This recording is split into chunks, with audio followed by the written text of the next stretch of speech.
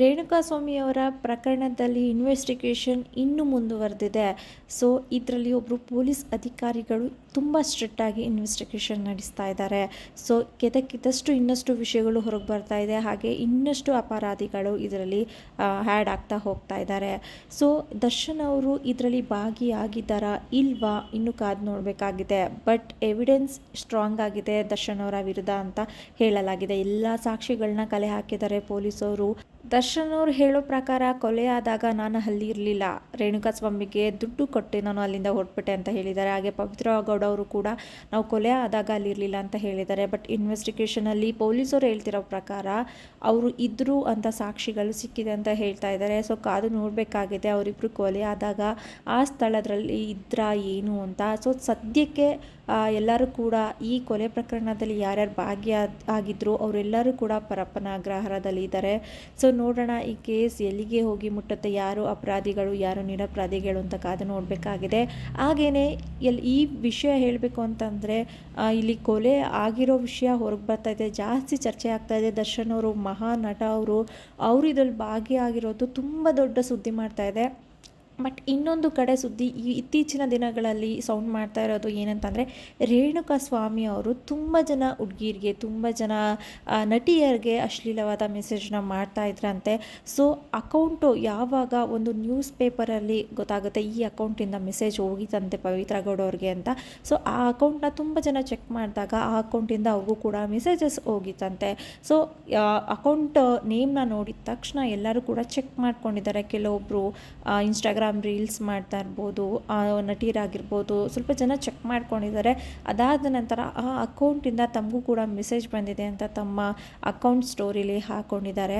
So ಇದ್ರ ಬಗ್ಗೆ ತುಂಬಾ ಚರ್ಚೆ ಆಗ್ತಾ ಇದೆ. ರೇಣುಕಾಸ್ವಾಮಿಯವರು ತುಂಬ ಜನಕ್ಕೆ ಅಶ್ಲೀಲವಾದ ಮೆಸೇಜ್ನ ಮಾಡ್ತಾ ಇದ್ದಾರೆ ಅಂತ. ಸೊ ನಟಿಯರು ಏನು ಸ್ಟೋರಿನ ಹಾಕೋತಾರೆ ಅದಾದ ನಂತರ ತುಂಬ ಜನ ಆ ನಟಿಯರಿಗೆ ಮೆಸೇಜ್ನ ಮಾಡಿದಾರಂತೆ, ಈ ಅಕೌಂಟಿಂದ ನಮಗೂ ಮೆಸೇಜ್ ಬಂದಿದೆ ಅಂತ. ಸೊ ಇದ್ರ ಬಗ್ಗೆ ತುಂಬಾ ಚರ್ಚೆ ಆಗ್ತಾ ಇತ್ತು. ಯಾರ್ಯಾರಿಗೆ ಮೆಸೇಜ್ ಹೋಗಿದೆ ಅವರೆಲ್ಲರೂ ಕೂಡ ಲೈವಲ್ಲಿ ಬಂದಾಗಿರ್ಬೋದು ಅಥವಾ ವಿಡಿಯೋ ಮಾಡೋ ಮುಖಾಂತರ ಆಗಿರ್ಬೋದು ಎಲ್ಲನೂ ಕೂಡ ಹೇಳಿದ್ದಾರೆ. ಹಾಗಿದ್ರೆ ರೇಣುಕಾಸ್ವಾಮಿ ಅವರ ಕೊಲೆ ಪ್ರಕರಣದಲ್ಲಿ ಸೋನು ಶ್ರೀನಿವಾಸ್ ಗೌಡ ಅವರಿಗೆ ಯಾಕೆ ನೋಟಿಸ್ನ ಕಳಿಸಿದ್ದಾರೆ, ಸೊ ಇದ್ರ ಬಗ್ಗೆ ಡೀಟೇಲ್ಸ್ ತಿಳಿಸ್ಕೊಡ್ತೀನಿ. ಅದಕ್ಕಿಂತ ಮುಂಚೆ ನನ್ನ ಚಾನಲ್ನ ಸಬ್ಸ್ಕ್ರೈಬ್ ಮಾಡದೆ ವಿಡಿಯೋನ ನೋಡ್ತಾ ಇದ್ದರೆ ದಯವಿಟ್ಟು ಸಬ್ಸ್ಕ್ರೈಬ್ ಮಾಡ್ಕೊಳ್ಳಿ. ಹಾಗೆ ಈ ವಿಡಿಯೋ ಇಷ್ಟ ಆದರೆ ಲೈಕ್ ಕಮೆಂಟ್ ಶೇರ್ ಮಾಡಿ. ರೇಣುಕಾಸ್ವಾಮಿ ಕೊಲೆ ಕೇಸ್, ಬಿಗ್ ಬಾಸ್ ಸೋನುಗೌಡಗೆ ಪೊಲೀಸ್ ನೋಟಿಸ್. ಚಿತ್ರದುರ್ಗ ರೇಣುಕಾಸ್ವಾಮಿ ಕೊಲೆ ಪ್ರಕರಣದಲ್ಲಿ ನಟ ದರ್ಶನ್ ಜೈಲು ಸೇರಿದ್ದು, ಈ ಘಟನೆ ರಾಜ್ಯಾದ್ಯಂತ ಸಂಚಲನ ಮೂಡಿಸಿದೆ. ಈ ಮೃತ ರೇಣುಕಾಸ್ವಾಮಿ ದರ್ಶನ್ ಆಪ್ತೆ ಪವಿತ್ರ ಗೌಡಗೆ ಅಶ್ಲೀಲ ಮೆಸೇಜ್ ಕಳಿಸಿದ ಕಾರಣ ಈ ಘಟನೆ ನಡೆಯಿತು ಎನ್ನುವ ಆರೋಪ ಕೂಡ ಇದೆ. ಈ ಹಿನ್ನೆಲೆಯಲ್ಲಿ ಕೆಲವು ಸೋಷಿಯಲ್ ಮೀಡಿಯಾದಲ್ಲಿ ಸ್ಟಾರ್ಗಳು ರೇಣುಕಾಸ್ವಾಮಿದು ಎನ್ನಲಾದ ಇನ್ಸ್ಟಾಗ್ರಾಮ್ ಖಾತೆಯಿಂದ ನನಗೂ ಮೆಸೇಜ್ಗಳು ಬಂದಿದೆ ಎಂದು ಆರೋಪಿಸಿದ್ದರು. ಇದೀಗ ಈ ರೀತಿ ಆರೋಪ ಮಾಡಿದ ಬಿಗ್ ಬಾಸ್ ಖ್ಯಾತಿಯ ಸೋನುಗೌಡಗೆ ಪೊಲೀಸರು ನೋಟಿಸ್ ನೀಡಿದ್ದಾರೆ ಎನ್ನುವ ಮಾಹಿತಿ ಲಭ್ಯವಾಗಿದೆ.